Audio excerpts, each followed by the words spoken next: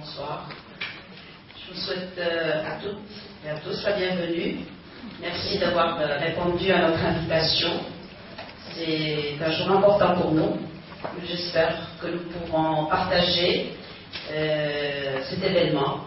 Et nous avons préféré le partager avec nos amis, avec nos partenaires. J'ai doublement le plaisir d'être avec vous. D'une part, d'être avec mes amis du cabinet BMH Coach, vous présenter l'académie, la future académie marocaine, et puis en même temps, le plaisir de vous présenter notre partenaire, on va dire à la fois stratégique et pédagogique, qui est représenté aujourd'hui par Christian Lestienne. Alors Christian Lestienne, c'est le responsable pédagogique de l'Académie belge du coaching. Il a comme formation de base, initialement, c'est un psychologue. Il est spécialisé en intervention brève, avec l'approche de l'école Palo Alto de la Californie. Il est spécialisé aussi en hypnose ericksonienne. Alors peut-être que tout à l'heure, il va essayer, je ne sais pas, est-ce qu'il va vous hypnotiser sur un masque. Donc, c'est un de ses domaines de spécialité. Il a une autre spécialité, il est spécialisé en accompagnement en situation de crise. C'est une démarche assez originale, et principalement par rapport à des problématiques qui sont dans la stratégie. Il est très imprégné par tout ce qui relève de la symbolique au niveau culturel, au niveau des régions, etc. Et il essaie d'avoir une approche assez ouverte, multiculturelle. Donc, sans tarder, je donne la parole à notre ami Christian Lestienne, et puis on se retrouvera tout à l'heure pour l'échange. Voilà. Vous entendez bien, ça va? Oui. Alors voilà, c'est un grand plaisir et un grand honneur que d'être ici ce soir. Ça me touche infiniment. Parce que bon, l'APC c'est un grand rêve dans ma vie et la hamac, c'est un nouveau grand rêve aussi et c'est vraiment très très chouette. Et j'espère que ce sera l'occasion ce soir d'ouvrir des perspectives et des horizons. Il y a une très belle phrase de François Roustan qui disait affronter les défis et les épreuves de la vie, c'est accepter de se laisser transformer par ce qui advient. Il y a une autre phrase qui dit les crises nous enseignent la fidélité à soi-même. Alors, dans la foulée, je me dis, mais est-ce qu'une crise, c'est pas tout simplement une mutation qui n'arrive pas à se faire saisir en matière de sens? Une mutation qui n'arrive pas à se faire comprendre. Un peu comme si, sens et naissance se chevauchant, la crise était une contraction nécessaire à notre propre avènement. Il y a une métaphore, je ne sais pas si vous la connaissez, mais c'est plus qu'une métaphore, c'est une réalité biologique qui peut nous servir de métaphore. C'est que si on ouvre la chrysalide du papillon, celui-ci ne pourra jamais déployer ses ailes. En ce sens qu'il a besoin de se presser contre les parois internes de la chrysalide pour que celle-ci, explosant si je puis dire, ses ailes puissent se déployer. Crise, chrysalide, sens, naissance. Quelque part, on est au cœur de la démarche maïotique puisque, vous le savez, Socrate avait pour visée d'accoucher les êtres, d'accoucher les âmes. Alors bien sûr, nous ne sommes plus tout à fait au temps de Socrate. Les choses ont évolué. Néanmoins, l'axe, le fil rouge de l'abord des situations de crise est peut-être d'y voir la métaphore et du moins l'appel à une naissance à qui on est. Les crises nous enseignent la fidélité à soi-même. Alors quelles sont ces mutations finalement qui nous interpellent beaucoup?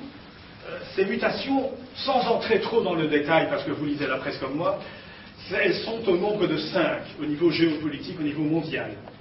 Imaginez les 5 anneaux olympique, et vous verrez un peu ces 5 mutations. Première grande mutation, mutation géopolitique depuis 20 ans, chute du mur de Berlin, implosion du communisme et du système soviétique, émergence d'une reconfiguration complète de la planète, tentative européenne, renaissance de l'Afrique, renaissance des pays orientaux, émergence de l'Amérique et toute une série de choses qui font que là on a une mutation géopolitique de premier ordre. On en parlait avec notre ami cet après-midi. Allons-nous vers un monde multipolaire ou tout simplement vers une nouvelle hégémonie? Il est trop tôt pour le dire. Mais cette mutation géopolitique a emmené la deuxième mutation, deuxième anneau olympique, c'est la mutation qui, elle, touche forcément à la première, c'est la mondialisation de l'économie. mondialisation de l'économie, qui voit, ni plus ni moins, depuis le 6 octobre 2008, une logique poussée à son comble dans la foulée des théories de Milton Friedman. Cette gigantesque approche néolibérale de l'économie est tout bonnement en train de s'effondrer. Elle implose. Et on l'a vu en Europe et aux États-Unis surtout, l'explosion du système bancaire, etc., ça a été quelque chose de sans appel. Mossine me disait tout à l'heure qu'au Maroc, vous n'avez pas été touché par ce véritable tsunami, mais chez nous, en Europe, ça a été quelque chose de terrible. On a vu des systèmes bancaires mettre les États au bord de la banqueroute et ce n'est pas terminé. Troisième grande mutation, elle est consubstantielle aux deux premières, c'est la mutation technologique. Vous savez qu'aujourd'hui, on peut, en quelques secondes de temps, voir des actionnaires qui décident à Chicago de délocaliser une usine dans les pays de l'Est. Ça va, vous avez entendu là jusque maintenant? C'est pas grave, mais j'ai besoin que vous entendiez un peu. Donc en fait, on a vu des localisations qui peuvent se décider dans la seconde et en même temps des transactions, des flux financiers se produire en quelques dixièmes de secondes, avec une série de choses qui font que cette accélération technologique rend le monde de plus en plus complexe. Et vous le savez aussi bien que moi, je ne vais rien vous apprendre dans la matière, ça amène une refonte, une mutation complète des systèmes managériaux. Nous passons d'approches verticalisantes à des approches synergiques complexes, où finalement l'intuition, la créativité et la synergie sont prédominantes. Quatrième mutation, peut-être que vous ne la sentez pas trop ici, parce qu'il fait déjà très chaud. J'étais à Fès hier et avant-hier, et il faisait très très chaud, c'était très agréable. Mais il s'agit bien évidemment de la mutation écologique et le réchauffement planétaire. Sans sombrer dans l'apocalyptisme écologique, il n'en demeure pas moins que c'est une question très très importante. Nous redoutons beaucoup la fonte des banquises, avec toute une série de fluctuations. Vous savez que les quelques 4500 lacs tibétains risquent de s'assécher, que les grands fleuves qui puisent leurs sources dans l'Himalaya risquent de s'assécher également et provoquer des famines gigantesques, des flux de réfugiés climatiques. Donc là, nous avons une énorme mutation dont les enjeux sont encore mal saisis. J'ai le ferme espoir que nous allons trouver des alternatives. Vous vous souvenez que dans les années 60, on était au bord de la guerre nucléaire, les gens construisaient des abris, et que finalement tout s'est arrangé. J'imagine que nous pouvons espérer mais nous devons quand même être très très très vigilants à ce qui se passe. Cinquième grande mutation, c'est la mutation de l'homme. L'homme se rend compte qu'il est un animal, si je puis dire, un animal créateur de conscience. C'est-à-dire que, à travers les approches constructivistes en neurobiologie, à travers la redécouverte de l'inconscient, que les soufis, les Tibétains connaissaient depuis bien longtemps, à travers les états modifiés de conscience, notamment l'hypnose, toutes les techniques de visualisation, on se rend compte que l'homme est capable non seulement de reconfigurer sa propre manière de voir, mais également de s'interroger sur qui il est, et finalement c'est aussi un peu le sens de la phrase socratique « Connais-toi toi-même, descends dans ta propre essence, retrouve qui tu es, et tu pourras changer ta vie ». Alors ce qui est intéressant dans cette histoire-là, c'est que si nous sommes les co-créateurs de notre réalité, de l'univers, si nous sommes capables, en visualisant, de nous projeter dans le futur, on en arrive à une véritable, la cinquième mutation, qui est de dire, mais qui suis-je? Comment puis-je infléchir le cours de ma vie? Pas tant pour le changer que pour l'épouser. Finalement, n'est-il pas l'heure pour chacun de redevenir ce qu'il est, en devenant simplement ce qu'il est appelé à créer dans son potentiel d'être? Ces 5 mutations sont synchronisées. Elles sont ensemble, elles nous interpellent, elles nous bousculent. Elles amènent des mutations managériales, mais également des mutations individuelles. Alors là encore, avec toutes les variations culturelles que je vais développer, que je vais suggérer ici, il n'en demeure pas moins que nous avons souvent été élevés selon des schémas éternalistes, en tout cas c'est très patent en Europe, schémas de durée, de continuité, tu vas faire des études, tu vas avoir une carrière, tu vas te réaliser dans cette carrière, puis arrive un jour le temps, l'Éden de la retraite. Bon, il est évident maintenant que face à la précarisation, à la mutation constante des réalités professionnelles, nous sommes à la fois dans des schémas éternalistes et dans des réalités hyper précaires, hyper fugitives. Et donc, par conséquent, la désorganisation de l'être est d'autant plus grande que tous nos repères sont chamboulés, et c'est là qu'on en arrive à une véritable situation de crise. Ça se marque par une accélération du rythme du travail, on va assister à tous les phénomènes de burn-out, de stress, de pression, et les organisations sont souvent mal préparées aux mutations qui arrivent. Et en même temps, au niveau des vies individuelles, si nous sommes identifiés au jeu social que nous menons, si l'acteur est identifié à son personnage, quand le rideau tombe, ça se fait très mal. Et donc, par conséquent, il y a tout un travail de réajustement à une nouvelle temporalité. Vais-je être fidèle à qui je suis? Vais-je aller dans mon axe? Vais-je être dans ce que j'appelle le projet de vie? Ou, au contraire, étant trop identifié à mes fonctions, à mes rôles, être littéralement emporté par le tsunami économique dans l'écume des jours. Et donc là, nous sommes vraiment devant ce qui constitue l'essence de la situation de crise. Alors la situation de crise, quelque part, si on accepte l'idée, l'hypothèse, que c'est une série de mutations qui demandent à naître de notre conscience humaine, collective, au niveau individuel, elle se signifie par une ou plusieurs ruptures qui provoquent une perte de sens dans une souffrance. Alors il y a un élément qui est typique des situations de crise, que ce soit au niveau affectif, amoureux, ou alors au niveau professionnel. Je ne sais pas si ça se passe comme ça ici, j'espère que non, mais en France et en Belgique, très régulièrement, le matin vous arrivez au travail, on vous convoque et on vous dit, voilà, vous avez 15 minutes pour rendre la voiture de société, le GSM, et partir. Ce sont des pratiques sauvages, extrêmement violentes, sans préparation, sans pédagogie, et ça peut être d'une extrême brutalité. Je n'exagère pas, il n'y a pas que dans les films français de série B qu'on voit ça, c'est réellement la réalité de toute une série de personnes. Le sentiment d'inattendu provoque une rupture dans la manière de voir et dans l'affectivité qui fait chavirer ce que j'appelle le système de sens. Et souvent, en situation de crise, on a tendance à se culpabiliser en disant « mais je n'ai rien vu venir, j'aurais dû voir, c'est de ma faute ». On essaie de s'approprier l'événement en se culpabilisant. Et donc, quand une ou plusieurs ruptures provoquent une perte de sens dans une souffrance, on est dans un état de sidération imaginaire. On ne voit plus de perspective. On est le nez sur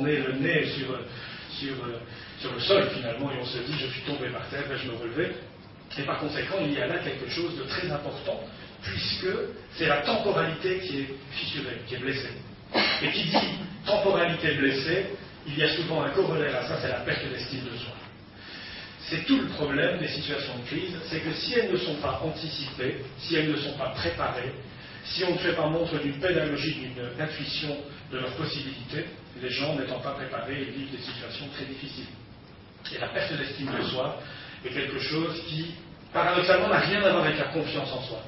La confiance en soi est contextuelle. Il suffit de vous mettre dans un contexte qui vous ressemble, dans des conditions de respect, de convivialité, d'humanité toute chaleureuse et simple. La confiance en soi, à la mesure de vos possibles, est assez rapide. Par contre, l'estime de soi, c'est tout ce rapport avec soi-même qui fait que, parfois, il y a nécessité de faire un travail et un accompagnement spécifique. Alors, les crises sont à la fois une possibilité de réévaluer nos priorités, nos valeurs, nos désirs profonds, de recoudre la temporalité, de se redynamiser en projet de vie, et par conséquent, c'est l'occasion de renaître, ou tout simplement de devenir ce que l'on est. Simplement, vous l'aurez compris, pour l'avoir vécu, vous aussi, les crises ne se résolvent pas comme ça. Parce qu'en fait, il y a plusieurs notions. Il y a d'une part l'impact, le choc.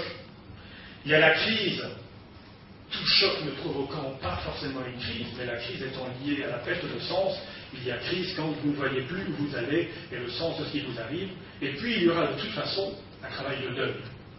Le deuil est lié à toutes les expériences de la vie, mais il est d'autant plus prégnant lorsqu'il s'agit d'une crise. Et donc, il faudra traverser tout ça de façon à ce que nous puissions à ce moment-là renaître dans nos métaphores agraires des peuples du Grand Nord dont je viens. Ici, au-dessus de la Méditerranée, c'est le Grand Nord. On a eu un hiver très froid. Il y a cette image de la jachère, c'est-à-dire qu'après quelques années, on laisse les terres récupérer. Et quelque part dans la jachère, je passe à vide, c'est le passage à vide. Et quelque part, je peux renaître. J'apprends à perdre, à lâcher prise, à faire confiance dans mon intuition, dans mes forces vives, et possiblement retrouver ce que je suis. C'est l'essence de qui je suis. Alors, vous l'aurez bien sûr saisi, cette situation de contexte porteur de mutation et de crise tant individuelle que collective amène la nécessité de changement. Quels sont-ils? Là encore, je sais que j'ai affaire à de nombreux spécialistes du management, du patronat, de l'entreprise et de l'accompagnement, donc je ne vais pas développer ce que vous connaissez déjà, mais simplement rappeler quelques pistes. Aujourd'hui, plus que jamais, j'enfonce une porte ouverte, il s'agit de mettre l'homme au milieu de l'économie. C'est-à-dire que si le profit est la seule raison pour laquelle nous nous battons tous les jours pour travailler, bien évidemment, ça n'a pas de sens. C'est comme disaient certains, c'est perdre sa vie à la gagner. J'appelle ça le SNEG, le syndrome du nez dans le guidon. Là, littéralement, vous imaginez en train de rentrer chez vous par 42 degrés à l'ombre dans les rues de Casa, et vous êtes là dans un vent de face épouvantable et vous vous dites, mais qu'est-ce que je fais sur ce vélo? Je ne sais plus pourquoi je fais les choses. Donc là, il est évident que si on remet l'homme au centre de l'économie, on va d'office développer une véritable anthropologie du don et de l'échange. C'est ce que disait Mossine, plus on échange, plus on gagne, paradoxalement. À savoir que, bien sûr, si je remets l'homme, l'échange et le don au service de l'économie, ce qui n'empêche pas que l'entreprise prospère, qu'elle fleurisse, qu'elle assure sa survie, ce qui n'empêche pas qu'on s'enrichisse dans une mesure de convivialité heureuse. On parle beaucoup de pauvreté volontaire en Europe, moi je dirais plutôt l'abondance structurée. Et ça n'empêche pas tout ça, mais simplement c'est remettre les valeurs au cœur du travail, bien sûr, et puis quelque part, c'est de partir de ce que l'autre est, de ce qu'il peut amener. C'est cette démarche utilisationnelle qui fait que finalement chacun peut participer à l'édifice. Et par conséquent, c'est réinventer le management. On parle beaucoup aujourd'hui de démarche appropriative, d'organisation apprenante, d'intelligence collective. Il est évident que si nous pensons dans ce sens-là, nous allons redécouvrir des solidarités où finalement la croissance se déplace non plus vers les objets matériels ou les valeurs financières, mais vers le potentiel humain, ce qui permet à ce moment-là, paradoxalement, d'être là où on est en congruence, à la fois avec des objectifs professionnels, des projets, des buts, et aussi la cohérence d'être, c'est-à-dire je suis qui je suis heureux dans ma vie. Vous savez, c'est le matin, vous vous levez, et vous vous regardez dans la glace, par hasard, après vous être brossé les dents, et vous vous dites, mais je suis heureux d'exister, j'ai l'enthousiasme, j'ai la flamme, j'ai la passion d'exister. Ça, c'est quand même fondamental, parce que la vie est courte. C'est Ouria qui me montrait tout à l'heure un texte qui disait, mais profitez-en, allez vers l'essentiel, la vie est courte. Donc les changements, en fait, ne sont pas compliqués.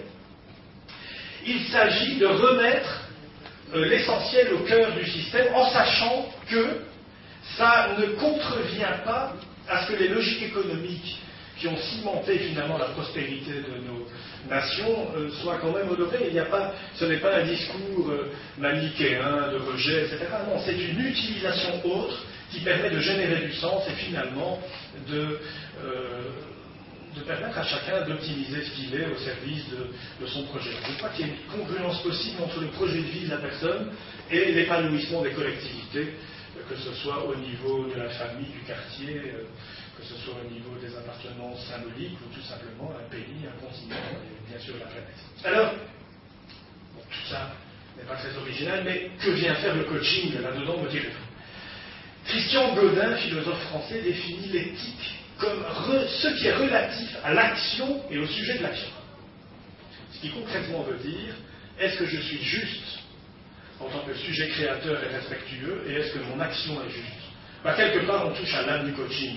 Donc vous savez tous que c'est le métier, finalement le coaching c'est quoi? C'est l'accompagnement de personnes ou d'équipes sur un mode maïeutique en vue de l'émergence. C'est l'art de l'émergence de l'autonomie, de la créativité, de la responsabilité. Pourquoi? Parce que si je suis créatif, je suis autonome. Si je suis autonome, je suis en cohérence avec moi-même. Si je suis en cohérence avec moi-même, je suis respectueux de l'autre. Si je suis respectueux de l'autre, je travaille dans la co-responsabilité. Quelque part, le coaching, c'est l'éveil d'une conscience. Et une conscience synergisante. Tout ça, vous le savez.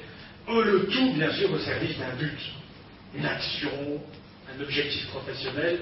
L'objectif n'étant lui-même que l'étape d'un projet, le projet étant relié à des aspirations et donc par conséquent à la question du sens.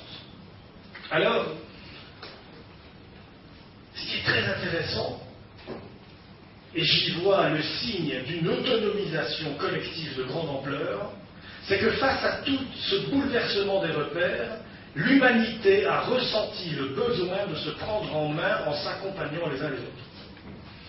N'y voyez pas un discours angélique, c'est simplement le fait que, puisque tous les repères symboliques, c'est encore plus vrai en Europe qu'ici, je crois, en Europe, tous nos repères symboliques sont complètement écroulés, que ce soit les systèmes spirituels, les systèmes politiques, les systèmes de valeurs collectives.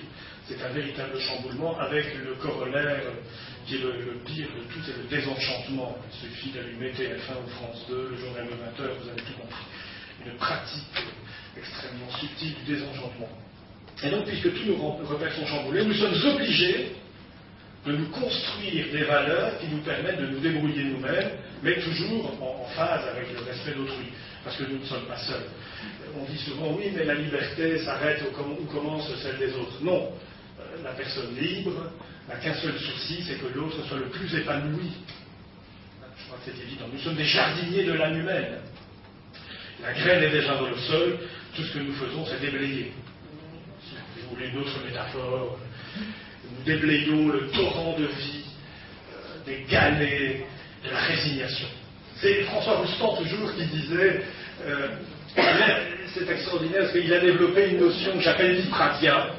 L'ipradia, c'est quoi? C'est l'intensité de présence attentive, dépouillée d'intentionnalité et d'attente.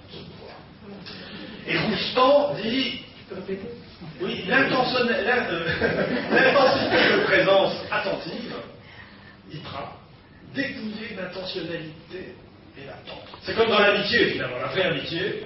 Vous ne demandez rien, vous n'attendez rien, vous êtes là. C'est la disponibilité vacante. Et Roustan de dire l'indifférence au résultat. Parce que je sais que la solution a sa source et son estuaire en l'autre. Mais en même temps, sans rien attendre, je m'attends à tout de la part de l'autre. Roustan définit le thérapeute comme celui qui s'émerveille par anticipation. Et c'est pour ça que moi je dis aux gens de l'Académie belge du coaching, je les appelle des célevants. Et je dis, le patient, c'est vous. Et l'autre, c'est l'impatient. Parce que l'impatient, il a ce désir profond de changer, ou alors il a le coup de pied derrière, parce que le changement est soit désiré, soit imposé par les circonstances de la vie, par cette obscure et mystérieuse nécessité intérieure.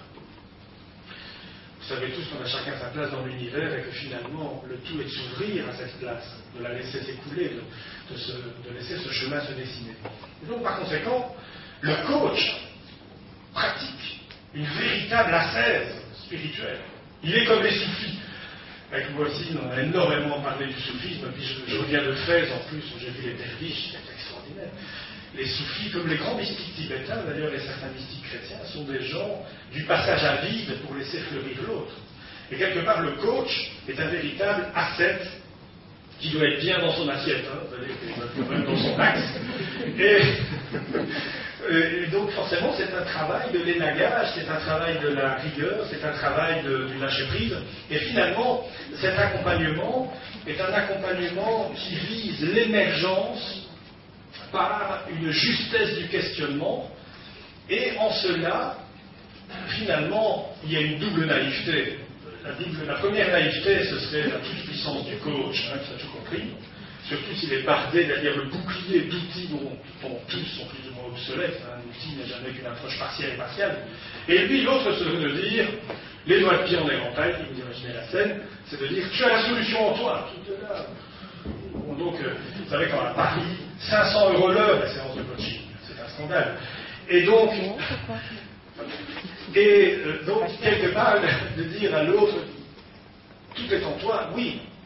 Quelque part, une solution serait le choc, la collision paradoxale entre un potentiel et une méthodologie. La méthodologie étant finalement non pas provoquer le changement en soi, mais étant incitation au voyage. C'est-à-dire remettre en route la personne. C'est toi, Moïse, qui citait une phrase soufie qui disait « je te montre le chemin, enfin je t'évoque le chemin. À toi de le parcourir maintenant. Alors bien sûr, c'est intéressant parce que, quelque part, les humains se rendent compte, et en même temps c'est vieux comme le monde. Hein. Personnellement, je suis très passionné par les mystiques de toutes les cultures, de toutes les époques, et finalement elles se rejoignent dans cette quête de l'unité de l'être. Et là, on va tous se comprendre parce que finalement, nous cherchons tous cela. Hein, c'est le passage de la chrysalide au papillon. Et le coaching serait cette prise de conscience collective qui fait que maintenant, nous pouvons, les uns les autres, nous faire émerger. En soi, c'est quand même pas mal. Hein, c'est terrible. Et donc là, je crois que ça a sa raison d'être. Ça a sa raison d'être parce que finalement, on y voit une forme nouvelle et intelligente de solidarité qui respecte la singularité de chacun au service des projets, des valeurs, des buts qui sont les siens. Ça, c'est intéressant. Là, il y a un triple piège pour le coach. Le premier piège, c'est l'aberration sportive. Finalement, ici, je fais référence à Socrate, aux soufis, aux Tibétains, etc., alors que le coaching made in America vient du sport. Vous savez que le sport finit dans le dopage, c'est épouvantable, tous ces gens qui sont ruinés intérieurement dans le culte de la performance. C'est pas la performance dans le sens de faire un acte de beauté esthétique à travers la forme, c'est cette sorte de culte de la victoire qui ne sait pas très bien où on va.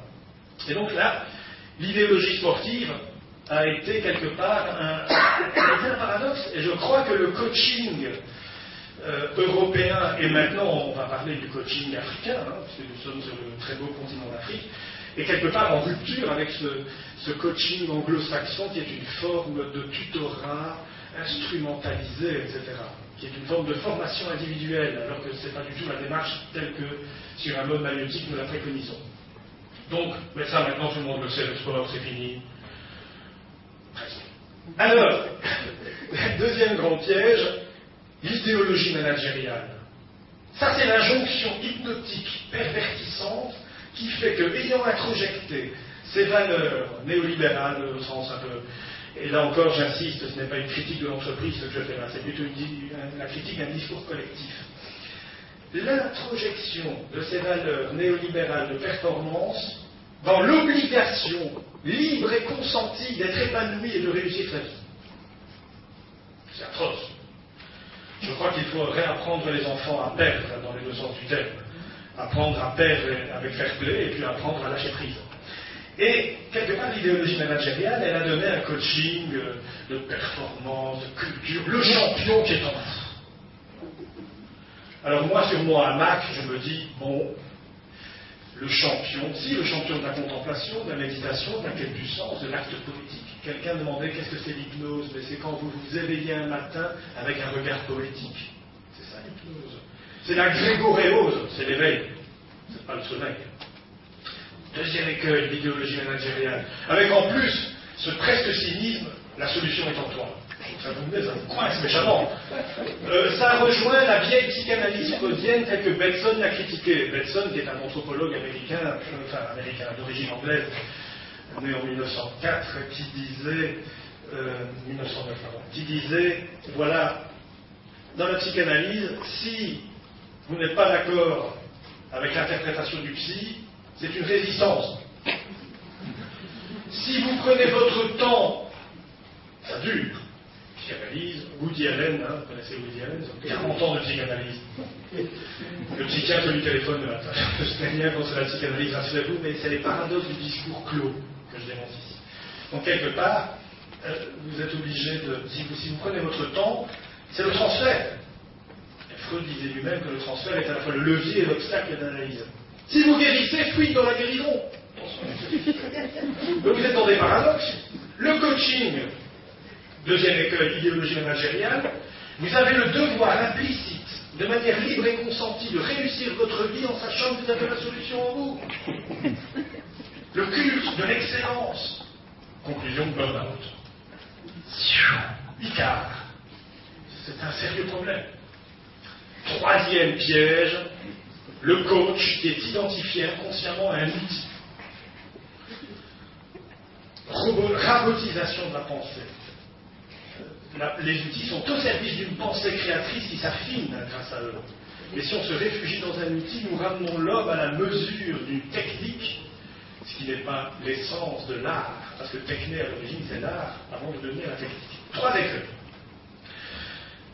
Si vous franchissez le cap, tout va bien, vous arrivez dans cette vacance intérieure, ludique et jubilatoire, qui fait que finalement vous vous rendez compte que le coach est un psychologue qui s'ignore, donc c'est le nouveau métier de la psychologie, ce qui n'empêche pas un grand sérieux.